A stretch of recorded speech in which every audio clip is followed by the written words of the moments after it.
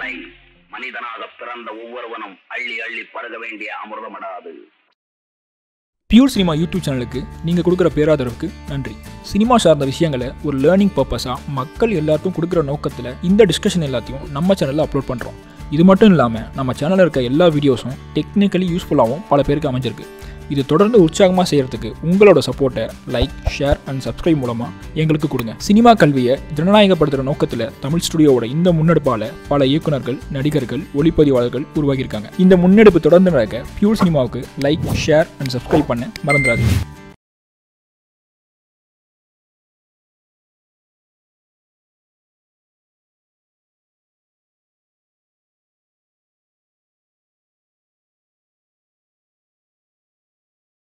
இல்லை யோசிக்கலை.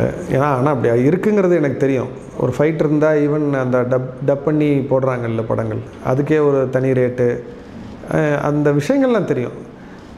பட் ஏன் பண்ணனா முதல்ல இங்கே ஓடணும். இங்கே ஓடினா தான் அதுக்கு மரியாதை. நீங்கள் எல்லாத்தையும் வச்சுட்டு நீங்கள் ஒன்று பண்ணுறதுல யூஸ் இல்லை. அது என்னென்னா ஒரு இதுக்கு ஹோட்டல் மாதிரி தானே. சில இதில் இட்லி கடைன்னு சொல்லுவோம், அங்கே அவ்வளோ கூட்டம் இருக்கும், அங்கே வெறும் இட்லி சட்னி சாம்பார் தான் கிடைக்கும். பிரியாணி கடைன்னு சொல்லுவோம், அங்கே பிரியாணி தான் கிடைக்கும். அது மாதிரி தான் இந்த படத்துக்கு என்ன தேவைன்னு ஒன்று இருக்குல்ல, அதை மட்டும் நீங்கள் ஒழுங்காக பண்ணிங்கனாலே அந்த படம் ஓடும். இட்லி கடை மாதிரி தான். நீங்கள் ஒரு ஆக்ஷன் படம் எடுக்கிறீங்களா, நீங்கள் அதில் போயிட்டு நீங்கள் வந்து ரொமான்ஸ் எல்லாம் அப்படியே புளிஞ்செல்லாம் சொல்லி அப்படிலாம் கிடையாது. ஆக்ஷன் படம்னா நீங்கள் அது என்னவோ அதுக்கு உண்மையாக பிரியாணி கடை மாதிரி நீங்கள் அதை சொல்லிட்டீங்கன்னா அதையும் முடிஞ்சிடும். நீங்கள் எல்லாத்தையும் வைக்கணும்னு நினைக்கிறப்ப நம்மளே பல தடவை நம்ம லைஃப் டைமில் பார்த்துருப்போம். சில படங்கள் என்னன்னே நல்லா செலவு பண்ணியிருப்பாங்க, பெரிய பெரிய நடிகர்கள் இருந்திருப்பாங்க, டெக்னீஷியன்ஸ் இருந்திருப்பாங்க, ஆனால் படம் ஓடி இருக்காது. காரணம் என்னென்னா நம்மளும் புரிஞ்சிக்காமல், ஆடியன்ஸோட எக்ஸ்பெக்டேஷனையும் புரிஞ்சிக்காமல் ஒன்று போட்டு அதை எல்லாத்தையும் உள்ளே போட்டு கடைஞ்சி ஒன்று கொடுப்போம். அது எடுபடாது. அதுக்கு சொல்ல வந்த கதையை சுவாரஸ்யமாக முழுமையாக சொல்லிட்டாலே அது ஓடிடும். இந்த படம் ஓடலையா? ஆமாம் ஆமாம். இல்லை, இப்போதைக்கு அவங்க அந்த ரீமேக் ரைட்ஸ் வாங்கிட்டாங்க. அதுக்கான ப்ராசஸ்லாம் போயிட்டுருக்கு. பட் அது ஜென்ரலாக இப்போ தமிழ் மாதிரி கிடையாது. எல்லாமே நிறைய ஸ்டேஜஸ் இருக்குது. அதில் அவங்க சைடில் நிறைய பார்ப்பாங்க. எல்லாம் முடிச்சுட்டு அதுக்கப்புறமா தான் வருவாங்க. பேச்சுவார்த்தைகளில் தான் இருக்குது, இன்னும் ஒன்றும் கன்ஃபார்மாக இல்லை.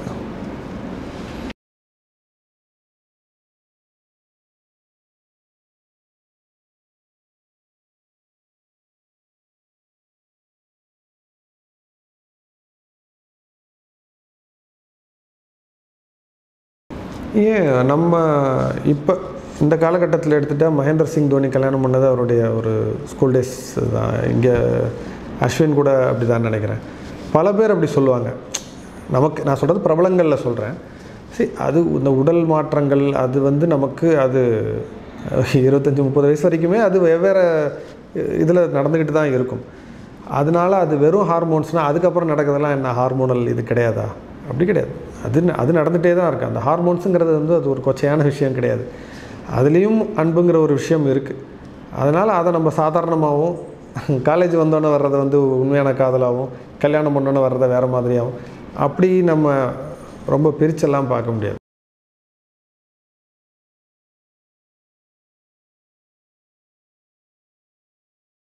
அது வந்து ஒவ்வொருத்தரோட மெச்சூரிட்டி லெவல்ஸ் பொறுத்தும் இருக்குல்ல. இப்போ எல்லோரும் ஒரே மாதிரி மெச்சூர் ஆகிறதும் கிடையாது. எல்லோரும் ஒரே மாதிரி இருக்குது. இப்போ ஸ்கூல் டேஸ்லேயே வந்து லவ்வெல்லாம் ரொம்ப அதெல்லாம் ஒரு விஷயமா அப்படின்னு நினைக்கிறவங்களும் நிறைய பேர் இருப்பாங்க. காலேஜ்லேயும் நம்ம அதை பார்த்துருப்போம். அதனால தான் அது வந்து எல்லாருக்கும் நடக்கக்கூடிய ஒரு விஷயமா நம்ம சொல்லலாம். அது ராம் ஜானுக்கு இடையில நடக்கக்கூடிய ஒரு விஷயமா நம்ம சொல்கிறோம். அது இருக்குது. நம்ம இயல்பு வாழ்க்கையிலே நம்ம நிறைய பேரை பார்த்துருக்கோம். ஸ்கூலில் லவ் பண்ணவங்கள திரும்ப தேடி போய் பார்த்து திரும்ப அவங்க ரீகனெக்ட் ஆகி கல்யாணம் பண்ணவங்க பல பேர் இருக்காங்க. அப்படிப்பட்ட 2 பேரோட ஒரு கதை தான். ஸோ இது வந்து ஒரு ஸ்கூல் டேஸில் லவ் பண்ணுறதை சப்போர்ட் பண்ணியோ அப்போஸ் பண்ணியோ எடுத்த படம் கிடையாது.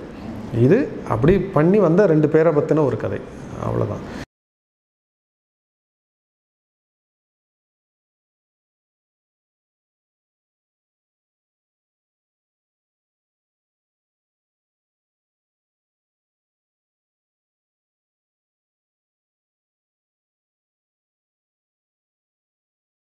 அங்கேயுமே அவர் வந்து நீ யாரையோ லவ் பண்ண அப்படின்னு சொல்லலையே. ஸோ அவள் என்னென்னா ஒரு 3 வருஷத்தில் அவளுடைய மனசு மாறி இருக்கலாம். இல்லை வீட்டில் ஏதோ ஒரு சொன்னால் எதிர்ப்பு இருக்கும் அப்படின்னு நினச்சிருக்கலாம். அந்த ஒரு பயம்தான். இன்னொன்று, ராம்ங்கிறவர் வந்து ரொம்ப வெளிப்படையாக போய் பேசி ஒரு போல்டான ஒரு கேரக்டர் கிடையாது. உடனே எடுக்கிற முடிவு என்னென்னா நம்மளால் அந்த பொண்ணு எந்த ஒரு தொந்தரவுக்கும் ஆளாகக்கூடாது அப்படிங்கிற முடிவு எடுக்கக்கூடிய ஒரு ஆள் தான். ஸோ அதனால தான் விடவும் முடியல, போய் ஒட்டவும் முடியல. இல்லை, எப்போவுமே நமக்கு மனசில் ஒரு விஷயம் தோணிடுச்சுன்னு வச்சிங்களேன், ஒன்ஸ் நோ அப்படின்னு சொன்னப்புறம் ஏன் நோ சொன்னாங்க, நோ தான் சொன்னாங்களா அப்படிங்கிறத வெரிஃபை பண்ணணுன்னு தோணாது. அந்த மாதிரி கேரக்டர்ஸ்க்கு சொல்கிறேன். போல்டான கேரக்டர்ஸ் திரும்ப நேராகவே போய் கேட்டுருவாங்க, ஏன் நோ சொன்னேன், அப்போ பழகினதுக்கெலாம் என்ன அர்த்தம்னு போய் கேட்டுருவாங்க. இங்கே அப்படி சொல்லலை. ரொம்ப போல்டாக நோன்னு சொல்லி அனுப்பின பிறகு என்னென்னா அங்கே அவ்வளோதான், நினச்சது நடக்கலை. பட் விடவும் முடியாமல் இருந்து அந்த கல்யாணம் நடக்கும்போது சரி இதுக்கப்புறம் நமக்கு இல்லை, இன்னொருத்தனோட மனைவி ஆக போகும்போது நம்ம இப்படி இருக்கக்கூடாதுன்னு சொல்லிட்டு விட்டு வர்ற ஒரு லாஜிக் தான் அது.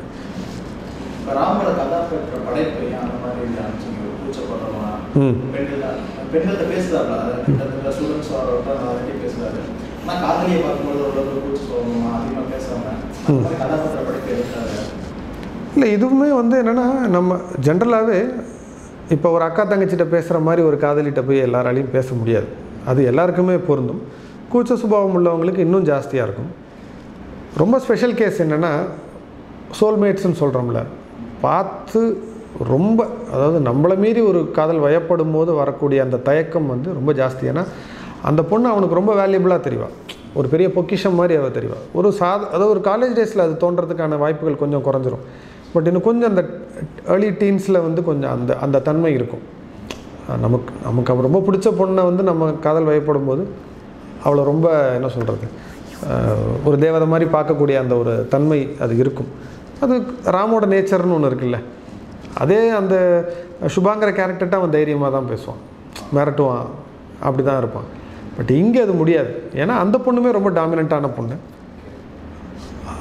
அவன் மேலே வச்சிருக்கிற அந்த அன்பு தான் அதுக்கு காரணம்.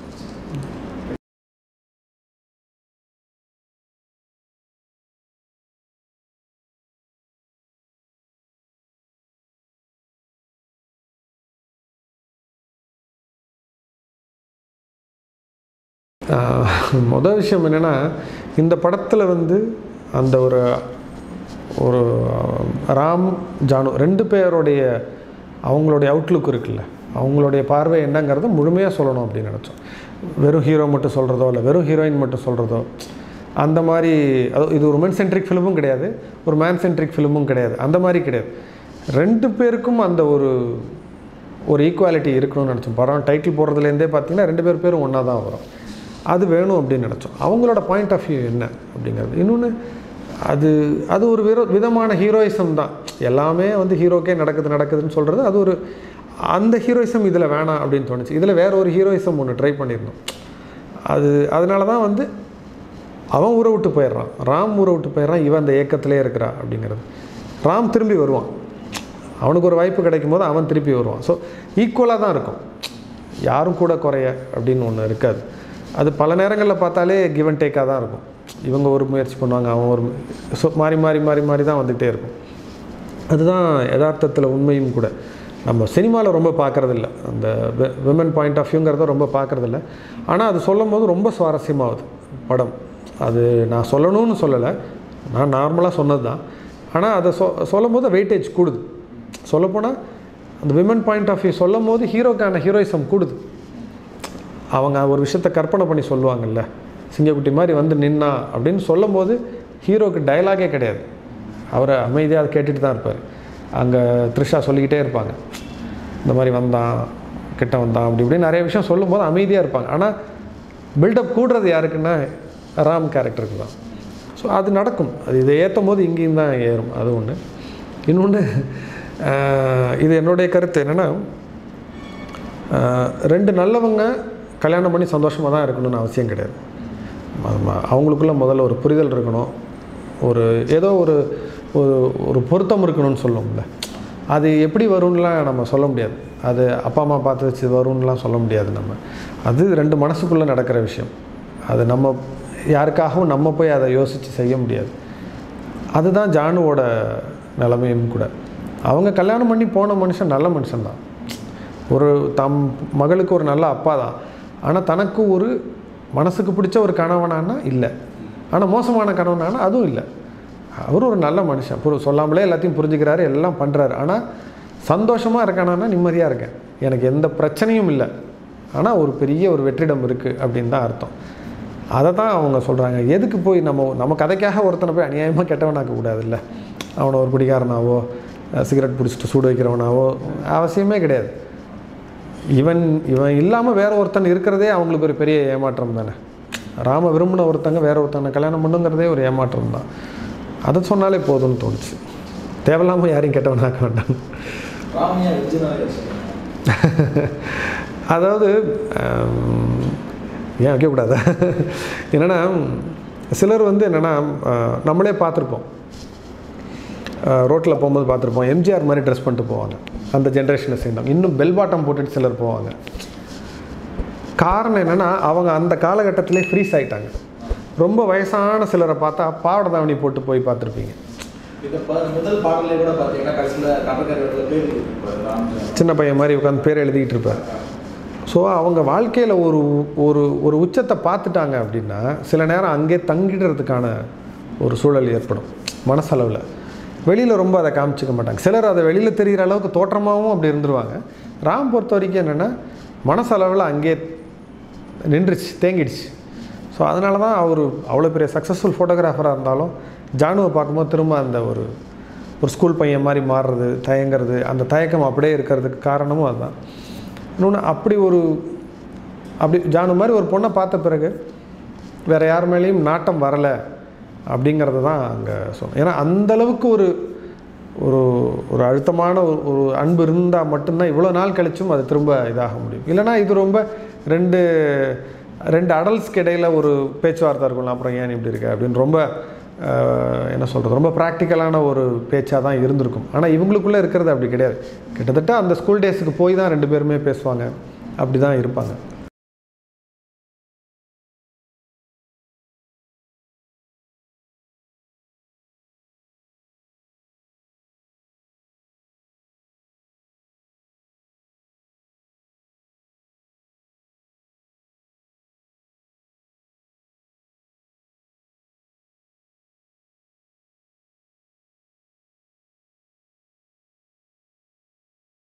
இல்லை, நான் க்ரஷ்ஷையுமே நான் சாதாரணமாக சொல்ல மாட்டேன். ஏன்னா சம்டைம்ஸ் க்ரஷ்ஷுங்கிறது லவ்வாக மாறலாம், லவ்ங்கிறது அதுக்கப்புறம் ஒரு ஸ்ட்ராங் ரிலேஷன்ஷிப்பாகவும் மாறலாம். அது எதையுமே நம்ம எடுத்தடுப்புலேயே நம்ம லவ்வாக மாறணும்னு எதிர்பார்க்க முடியாது. அந்த கேரக்டருடைய தன்மை என்ன அப்படின்னா, ராம்க்கு ஜானு தன்னுடைய வாழ்க்கையிலேருந்து போன பிறகு அவனை யாரும் விரும்பாமலாம் இல்லை. சாருமதின்னு ஒரு பொண்ணு ப்ரப்போஸே பண்ணியிருக்கா. கூட படிக்கிற தன்னுடைய ஸ்டூடெண்ட்டே இவன் மேலே ஒரு க்ரஷோடு இருக்கிறா. பட் இவனுக்கு அது ஒரு பெரிய பாதிப்பை ஏற்படுத்தலை. இவனுக்கு தெரியாமலாம் இல்லை, தெரியுது, தெரியாமல் கிடையாது, தெரியுது. பட் அவனுக்கு அதுக்கு பதில் சொல்லணுங்கிற ஒரு நோக்கம் கூட இல்லை. அவன் தன்னுடைய வாழ்க்கையில் தன்னுடைய நினைவுகள்லாம் அவன் ரொம்ப நிம்மதியாக இருக்கிறான். ஸோ அப்படிப்பட்ட ஒரு ஆள் தான். ஆனால் இந்த கேரக்டருக்கு ஒரு ப்ளே இருக்குது. என்னென்னா அந்த ரெஸ்டாரண்ட்டில் வர்ற சீனில் என்னென்னா அங்கே நடக்கிறது ஒரு பொய் தான். ஆனால் அந்த பொய் தாண்டி நடக்கக்கூடிய ஒரு உண்மை என்னென்னா, இந்த பொண்ணு என்ன நினைக்கும், அந்த பிரபாங்கிற பொண்ணு ஸ்டூடெண்ட் என்ன நினைக்கும்னா, நம்ம இடத்துல அங்கே ஒருத்தி இருக்கிறா, ஜானுன்னு ஒருத்தி இருக்கிறா அப்படின்னு. ஸோ ஜானுவோட நினைப்பு என்னென்னா, நம்மளால தான் இந்த இடத்துல இல்லை, ஆனால் நம்ம இடத்துல வர்றதுக்கு ஒரு பொண்ணு இருக்கா தெரியுது. ஏன்னா அது பெண்கள் ஈஸியாக அதை இது பண்ணிவிடுவாங்க. ஸோ அதனால தான் அந்த இன்ட்ராக்ஷன் அவ்வளோ இன்டென்ஸாக போகிறது. இல்லைன்னா அவசியமே இல்லையே, நம்ம எப்படி லவ் பண்ணோங்கிறத அவங்கள்ட்ட சொல்லணுங்கிற அவசியம் இல்லை. ஸோ அது அவங்க சென்ஸ் பண்ணிவிடுவாங்க. அதை சென்ஸ் பண்ணி தான் அந்த பேச்சு அவ்வளோ தூரம் போகிறது. ஸோ அதனால தான் பிரபா ஜானுட்ட சொல்கிறது, பத்திரமா பார்த்துங்கன்னு சொல்கிறது, சொன்னதை ஞாபகம் வச்சு வீட்டில் சொல்கிறது. இது ஒரு சின்ன ஒரு ட்ராவல். அதுக்கு லீடு அப்போவே கொடுப்பாங்க, உன் முன்னாடியே நான் பார்க்கணும், அவள்கிட்ட சொல்லணும் அப்படின்லாம் சொல்லுவாங்க. ஸோ என்னென்னா, என்னையே நினச்சிட்டு இருக்காத, நீ அடுத்த இதுக்கு போ அப்படின்னு சொல்கிறது தான். பட் கதை முடியறது இவங்க ரெண்டு பேர் பிரியறதுல முடிஞ்சிருது. ஆனால் ராம் லவ் பண்ணுறானான்னு தெரியணும்ல. ராமை ஃபோர்ஸ் பண்ண முடியாது. ஏன்னா ராம் ஒரு இடத்துல தேங்கி நிற்கிறான்.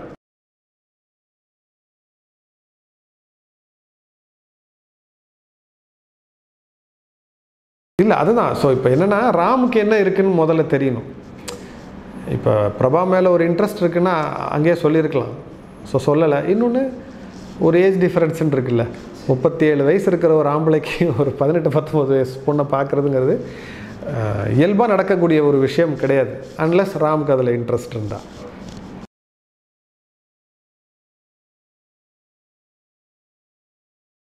அவங்க கேட்கல, படத்தில் அவங்க கேட்கல. இன்னொன்று, நமக்கு எப்போவுமே தேவையில்லாத ஒரு விஷயத்தை படத்தில் சொல்லக்கூடாது.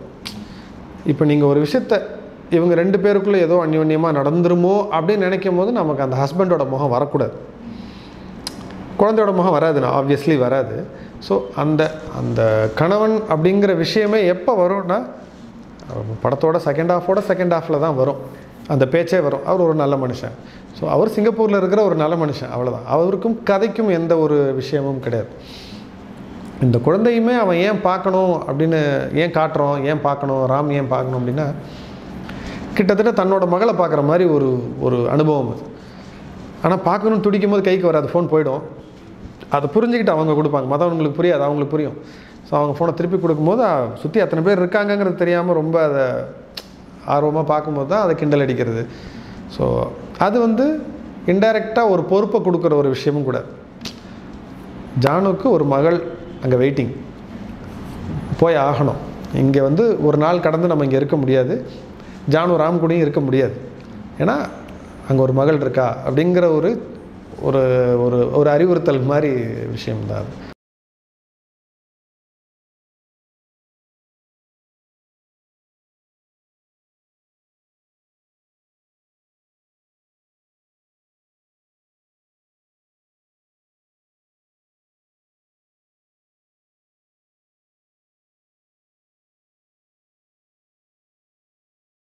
சரி, 2 விஷயம். ஒன்று என்னென்னா, ரொம்ப ஆப்வியஸ் ரீசன் என்னென்னா, ராம் திருமணமாகாத ஒரு ஆண், அவங்களுக்கு கல்யாணம் ஆயிடுச்சு. அவங்க இங்கே செக்ஸ் நோக்கி போக வேண்டிய காரணமே அங்கே இல்லை. ஸோ போகக்கூடாதுங்கிறது தான் இது. அதாவது நம்ம கலாச்சார ரீதியாக நம்ம எடுத்துக்கிட்டோம்னா இல்லைங்கிறது. இன்னொன்று, அவங்க நடுவில் ஒரு டயலாகில் சொல்லுவாங்க, எனக்கு உங்க கூட இருக்கணும், உங்க கூட பேசணும், அவ்வளோதான். ஏன்னா ஸ்கூல் டேஸில் லவ் பண்ண ஒரு பையன் கிட்டத்தட்ட அவங்களுமே அந்த மனநிலையில் இருந்து தான் அந்த ஒரு நைட் அவங்க இருக்கிறாங்க. 22 வருஷம் கழித்து அவனை பார்க்குறது, அவங்க கூட பேசுகிறதே அவ்வளோ பெரிய சந்தோஷமான விஷயம். அதை விட இது ஒரு பெரிய விஷயமாக இருக்கும் அப்படின்னு எனக்கு தோணலை. அது அங்கே ஒரு தேவையாகவே படலை. அது சரியாக தப்பாங்கிற விவாதத்துக்குள்ளே நான் போகல. அங்கே அது தேவைப்படலை. 2 மனசுக்கு இடையில் நடக்கக்கூடிய ஒரு விஷயம். இங்கே அது தேவையில்லையோ, அது ஒரு என்ன சொல்கிறது, தேவையில்லாத ஒரு கோணத்தில் தான் எடுத்துகிட்டு போயிருக்கோம். அது வேணால் ஒரு சர்ச்சையை வேணால் அது கிளப்பியிருக்கும் அப்படின்னு தான் எனக்கு தோணுச்சு. ஆனால் 2 பேர் ஒருத்தர் மேலே ஒருத்தர் இவ்வளோ ஒரு தூய்மையான அன்பு வச்சுருக்காங்க அவங்களுக்குள்ளார. அந்த ஒரு நைட் இருக்கும்போது அவங்களுக்குள்ளே என்னென்ன நடக்கும், என்னென்ன உரையாடல்கள் நடக்கும், அதுதான் எனக்கு ரொம்ப அழகாக தெரிஞ்சிச்சு. அதனால தான் அதை தப்புன்னு நான் சொல்லலை. பட் அது எனக்கு இயல்பாகவே அது வரலை அந்த இடத்துல. ஆனால் ராம்க்கு அந்த பயம் இருக்கணும்னு தோணுச்சு. ஏன்னா ராம் பொறுத்த வரைக்கும் என்னென்னா, ஒரு ஒரு ஒரு பெண்ணோட இது வரைக்கும் இல்லாத ஒரு வெர்ஜின், ஒரு பெண் சுகத்தை இது வரைக்கும் பார்க்காத ஒருத்தர். ஸோ அவனுக்கு அந்த பயம் இருந்துக்கிட்டே இருக்கும். நம்ம அவள் ஒரு திருமணமான பெண், அவளை நம்ம ஜானு அப்படின்னு நினச்சி நம்ம எதுவும் பண்ணிடக்கூடாது, நடக்கவும் விடக்கூடாதுங்கிறதுல அந்த ஒரு பதட்டம் இருந்துகிட்டே இருக்கும். பட் ஜானு பொறுத்த வரைக்கும் அப்படி கல்யாணம் ஆகி ஒரு பொண்ணை பெற்றவங்க. ஸோ அவங்களுக்கு அது தெரியும், அது என்னன்னு தெரியும், அதை எப்படி நம்ம மெயின்டைன் பண்ணணுங்கிறது தான் அவங்களுக்கு தெரியும். ஸோ அந்த ஒரு இம்பேலன்ஸ் இருக்கும் இந்த விஷயத்தில். அவன் மேலே வான்னு கூப்பிடும்போது கூட இவன் தான் பயந்துகிட்டே மேலே போவான், அவங்க வேலையை தான் பார்த்துட்டு இருப்பாங்க. அதுதான் அது ஒரு விடைபெறுதல் மாதிரி தான். ஏன்னா கடைசி வரைக்கும் இப்போ நம்ம ஷேக் ஹேண்ட் பண்ணுறது இல்லையா, ஒரு கட்டி அணைச்சிட்டு நான் போயிட்டு வரேன்னு சொல்கிறது இல்லையா, அதுக்கும் இதுக்கும் என்ன சொல்கிறது, ஒரு செக்ஷுவல் இதுக்கும் ஒன்றும் சம்மந்தம் கிடையாது. ஆனால் அந்த ஒரு இது இருக்கும்ல, என்னை தொட்டு நீ போயிட்டு வான்னு சொல்ல மாட்டியா நீ அப்படின்னு ஒன்று இருக்கும். ஏன்னா அவன் கடைசி வரைக்கும் அதை பண்ணவே இல்லை. ஸோ அதுக்காக பண்ணுற நான் போயிட்டு வரேன்னு சொல்கிற மாதிரி தான், அந்த மாதிரி ஒரு விஷயந்தான் அது.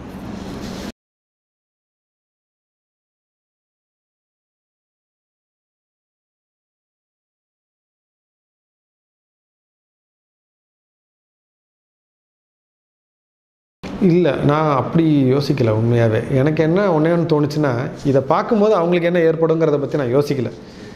இது முதல்ல என்னை திருப்திப்படுத்தணும். நான் தனியாக ஒருத்தன் தேட்டரில் உட்காந்து பார்த்தா எனக்கு இது எப்படி இருக்கும், எனக்கு இது பிடிக்குமா, எனக்கு இது நெருடுமா, போர் அடிக்குமா, அப்படின்னு அந்த தாட்டு தான் எனக்கு இருந்தது. ஸோ ஒரு சீன் எழுதும் போதும் எனக்கு எக்ஸைட்டிங்காக இருந்துச்சு. சில சீன்ஸ் எனக்கே கொஞ்சம் இறங்குற மாதிரி இருந்தது. ஸோ அதை தான் நான் சரி பண்ணிக்கிட்டே இருந்தேன். அப்புறம் சிலர்கிட்ட சொல்ல ஆரம்பிக்கும் போது தெரிஞ்சுது நான் எதிர்பார்த்ததை விட கொஞ்சம் அதிகமாகவே அவங்களுக்கு பிடிச்சிருக்கு அப்படின்னு. அதுக்கு என்ன காரணமாக இருக்கும்னு யோசிக்கும் போது தான் தெரிஞ்சுது இந்த ஸ்கூல் டேஸ் லவ்ங்கிறது வந்து எல்லாருக்குள்ளாரையுமே இருக்குது. நம்ம அதை ஹார்மோனல் அப்படின்னு சொல்லி நம்ம பிறந்தல்னாலுமே கிட்டத்தட்ட 60 வயசில் இருக்கவங்களுக்கெல்லாம் இது போய் பாதிக்குது அப்படின்னு தோணுச்சு. இன்னொன்று இந்த கதையை சொல்லி முடிக்கும் போது ஏன்பா பிரிச்சிட்ட அப்படின்னு சொல்லி வயசானவங்கெல்லாம் கேட்டாங்க. நான் சொன்னது 70 வயசு 80 வயசில் இருந்தவங்க சிலர்கிட்டலாம் சொன்னேன். எனக்கு ஆச்சரியமாக இருந்தது. எப்படி நீங்கள் சேர்த்து வைக்கலான்னு சொல்கிறீங்க? அவங்களுக்கு கல்யாணம் ஆகிடுச்சு, எப்படி சேர்த்து வைக்கலான்னு சொல்கிறீங்க? அடப்போப்பா என்னப்பா நீ பிரித்து விட்ட. ஸோ இது எனக்கு ரொம்ப ஆச்சரியமாக இருந்தது. எல்லாம் தமிழர்கள் தான், இங்கே உள்ளவங்க தான். ஆனால் அவங்களுக்கு அது வந்து அந்த அன்பு இருக்குல்ல, அவங்க 2 பேருக்குள்ளே இருக்கிற அந்த அன்பை வந்து அவங்க ஏற்றுக்கிட்டாங்க. நான் சேர்த்து வைக்க முடியாது, அவங்க சொல்கிறாங்கிறதுக்காக நான் சேர்த்து வைக்க முடியாது. ஆனால் அந்த உண்மையான அன்பை வந்து அவங்க ஏற்றுக்கிட்டாங்கன்னு மட்டும் எனக்கு தோணுச்சு. அப்போ தோணுச்சு இது வந்து இது எல்லாரையும் போய் சேரும். அதாவது இன்னும் ரொம்ப சாதாரணமாக சொல்லணுன்னா இது ஒரு ஹிட் ஆகும் அப்படின்னு எனக்கு தோணுச்சு.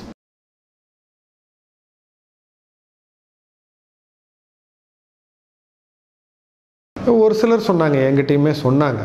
சிலர் வந்து ஏன் தாலிங்கிற விஷயத்தை காமிச்சிங்க, ஏன்னா அதுவே ஒரு மாதிரி பெண்களை வந்து ஒரு இது பண்ணுற மாதிரி தான், ஒடுக்கிற மாதிரி ஒரு விஷயம்னு சொன்னாங்க. சிலர் வந்து நீங்கள் தாலியை காட்டும் போது அவங்க எந்த சமூகத்தை சேர்ந்தவங்கன்னு ஓரளவுக்கு இது பல மாதிரி வருது. ஆனால் நான் என்ன சொன்னேன்னா, அவன் தன்னுடைய காதலியை அவன் சரியாக பார்த்தது கிடையாது. இது வரைக்கும் நேருக்கு நேர் அவன் சரியாக பார்த்தது கிடையாது. பயந்து வெக்கப்பட்டு அப்படி இப்போ வரைக்கும் அப்படி இருந்த ஒருத்தன் தான்.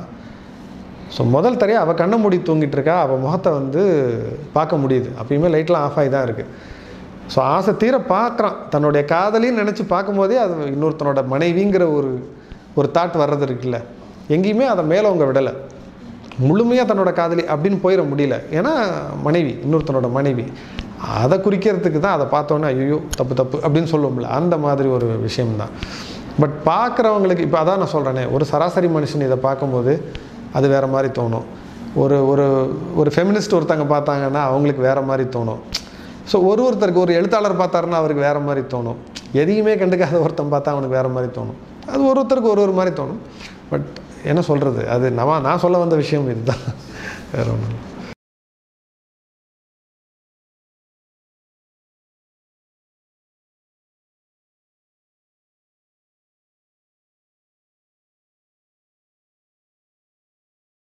இது தான் நடக்கணும் அப்படின்னு நான் சொல்லலை. ராமுக்கு இது தான் வாய்ச்சுது அப்படின்னு நான் சொல்ல வரேன். ஏன்னா நினைவுகளிலே இருக்கக்கூடிய ஒரு மனிதன் நாளைக்கு அதுலேருந்து வெளியில் கூட வரலாம்.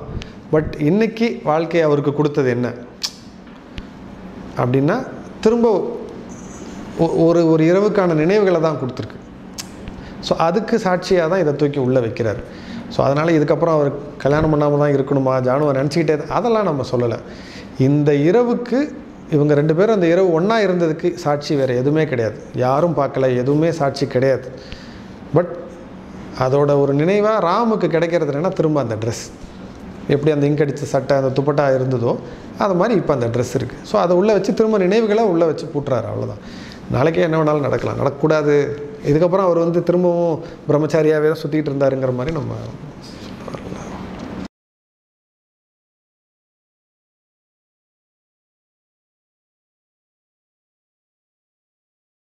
அது ஒரு மாதிரி பல படிப்படியாக தான் அது நடந்தது. என்னென்னா, முதல்ல என்ன யோசித்தோம்னா, ராம் பொறுத்த வரைக்கும் அந்த ட்ரெஸ் எப்படி வரணும்னு எனக்கு இயல்பாக தெரியும். ஏன்னா அந்த தொழிலே இருந்திருக்கேன். ரொம்ப அது கொஞ்சம் கேஷுவலான ட்ரெஸ்ஸஸ் அப்படி தான் போடுவாங்க, கார்ட்ராய் அந்த கேமோஃப்ளாஜ் ஷர்ட்ஸ் எல்லாம். ஸோ ஜானு வந்து எப்படின்னா, ரியல் லைஃப்பில் வந்து என்னுடைய தங்கை வந்து சிங்கப்பூரில் தான் இருக்கா. ஸோ இப்போ அவள் அங்கேருந்து கிளம்பி வரும்போது அவள் என்ன மாதிரி ட்ரெஸ் பண்ணிட்டு வருவா அப்படின்னு எனக்கு யோசித்து பார்த்தேன். பட் அதுலேருந்தும் எனக்கு ஒரு ஐடியா வரல, எனக்கு ஒரு கிளாரிட்டி வரல. ஸோ கொஞ்சம் இந்த கேரக்டர் சார்ந்து யோசிக்க ஆரம்பித்தோம், நானும் காஸ்டியூம் டிசைனரும். யோசிக்கும் போது தான் என்ன தோணுச்சுன்னா, முதல்ல ஒரு ஐடியா வந்துச்சு. எப்படின்னா, எங்கள் காஸ்டியூம் டிசைனர் வந்து எனக்கு ஒரு 20 வருஷமாக எனக்கு ஃப்ரெண்டு. கிட்டத்தட்ட நான் சென்னை வந்து படிக்க ஆரம்பித்த காலத்துலேருந்து எனக்கு அவங்கள தெரியும். அவங்க டெக்ஸ்டைல் டிசைனிங்கில் இருந்தவங்க. பேசிக்காக இப்போ காஸ்டியூம் டிசைனிங்கில் இருக்காங்க. அவங்க அப்போ ஒரு ட்ரெஸ்ஸிங் ஸ்டைல் இருக்கும். ஒரு சிம்பிளாக ஒரு ஜீன்ஸ் பேண்ட் ஒன்று போட்டிருப்பாங்க, மேலே அந்த மாதிரி ஒரு காட்டன் குர்த்தி மாதிரி போட்டிருப்பாங்க. ரொம்ப சிம்பிளாக இருக்கும் பார்க்க. பார்த்தா ஒரு மரியாதை வரும். இந்த ஸ்டைலை ட்ரை பண்ணலான்னு மட்டும் தோணுச்சு. இந்த மாதிரி ஒரு ஸ்டைல் ட்ரை பண்ணலான்னு. அப்புறம் அவங்கள்ட்ட பேசும்போது அவங்க நிறைய கேள்விகள் கேட்பாங்க, எதுக்காக இது வேணும் அப்படிங்கிறப்ப ஒரு டிஸ்கஷனில் வந்தது என்னென்னா, ஜானுங்கிறவங்க ரொம்ப திட்டமிட்டு கிளம்பி இதுக்கு வரல. கடைசி நிமிஷத்தில் இதை விட்டால் ராமன் நம்ம பார்க்க முடியாது அப்படிங்கிறதுனால கிளம்பி வரும்போது இதுக்குன்னு ரொம்ப அள்ளி முடிஞ்சிக்கிட்டு வர்றதுன்னு சொல்லுவாங்கல்ல, அப்படி இருந்திருக்காது. சிம்பிளாக டக்குன்னு ஒரு ட்ரெஸ் எடுத்து போட்டிருப்பாங்க, இன்னொரு ஒரு செட்டு ட்ரெஸ் எடுத்து வச்சு கிளம்பி வந்திருப்பாங்க. ஏன்னா ஒரு நாளைக்கு வர்றவங்க, சொல்லப்போனால் ஒரு நைட்டு இதுக்காக வர்றவங்க. ஸோ அதில் ஒரு சிம்பிளிசிட்டி இருக்கணும். அட் த சேம் டைம் எல்லாரும் ஒரு மாதிரி ரொம்ப ஃப்ளாஷியாக ஒரு பார்ட்டிக்கு வர்ற மாதிரி ட்ரெஸ் பண்ணிட்டு வந்திருக்கும் போது ஜானு மட்டும் சிம்பிளாக வரும்போது அவங்க தனித்து தெரிவாங்க அப்படின்னு தோணுச்சு. இன்னொன்று, இந்த ட்ரெஸ் தான் முக்கால்வாசி படத்துக்கு வரப்போகுது. ஸோ இது என்னவா இருக்கலாம், இது ஏதோ ஒரு வகையில் ஜானுவை சொல்கிற ஒரு விஷயமா இருக்கணும். ஜானுவோட சிம்பிளிசிட்டி, அந்த ஒரு ஓப்பன் மைண்டட்னஸை சொல்கிறத ஒரு ட்ரெஸ்ஸாக இருக்கணும். அப்போ தான் சரி பிளெயினாக இருக்கலாம், ஒரு பிளெயின் ட்ரெஸ் சிம்பிளாக ஒரு எல்லோ ப்ளூ அந்த மாதிரி ஒரு கலரில் இருக்கலாம் அப்படின்னு.